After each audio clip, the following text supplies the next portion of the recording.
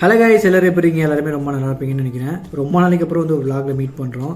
So இந்த vlog எதை பற்றின்னு பார்த்தீங்கன்னா, ஒன் டே ட்ரிப்பாக மூணார் போயிட்டு வரலாம் அப்படின்னு சொல்லிட்டு ஒரு அன்பிளானடு ப்ரோக்ராம் தான் சொல்லணும். ஏன்னா என் சின்னத்தை வந்து திடீர்னு தான் சொன்னாப்புல இந்த மாதிரி நம்ம மூணார் போயிட்டு வரோம் அப்படின்னு சொல்லிட்டு. நான் ஏதோ சரி சும்மா விளையாட்டுக்கு தான் சொல்கிறாங்க அப்படின்னு பார்த்தா கன்ஃபார்மாக கிளம்புறோம், நாளைக்கு காலைல 10 மணிக்கு கிளம்புறோம் அப்படிங்கிற மாதிரி சொல்லிட்டாங்க. சரி ஓகேன்னு சொல்லிட்டு நானும் திங்ஸ் எல்லாம் பேக் பண்ணிட்டு காரில் கிளம்பியாச்சு. ஆஃப்டர்நூன் லஞ்ச் முடிச்சுட்டு நேராக மூணார் போகிறது தான் பிளான் இருந்துச்சு. அப்புறம் டிரைவர் சொன்னாங்க இங்கே பக்கத்தில் வந்து வெளியே கிரேப் கார்டன்லாம் இருக்குது, அதை பார்த்துட்டு போங்க நல்லாயிருக்கும் அப்படிங்கிற மாதிரி சொல்லியிருந்தாங்க.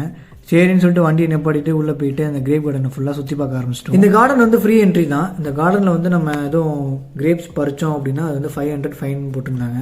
உங்களுக்கு கிரேப்ஸ் எதுவும் வாங்கணும் அப்படின்னா அந்த ஃப்ரண்ட்லேயே வந்து ஷாப் மாதிரி வச்சுருக்காங்க, அங்கே வேணால் எவ்வளோக்கு வேணுமோ அப்படின்னு சொல்லிட்டு வாங்கிக்கலாம். கார்டன்லாம் நல்லா சுற்றி பார்த்துட்டு கிரேப் ஜூஸ்லாம் குடிச்சிட்டு கொஞ்சம் ஃபோட்டோ ஷூட்லாம் எடுத்துகிட்டு அங்கேருந்து கிளம்பலாங்கும் போது தான் பக்கத்தில் ஒரு பிளேஸ் பார்த்தோம். இந்த பிளேஸ் பார்த்தீங்கன்னா பேர்ட்ஸோட அப்புறம் வந்து ஸ்னேக்கோடலாம் வந்து ஃபோட்டோ ஷூட்ஸ் எடுக்கிற மாதிரி ஒரு பிளேஸு. இதுக்கு பார்த்தீங்கன்னா பர் ஹெட்டுக்கு வந்து 50 rupees சார்ஜ் பண்ணுறாங்க.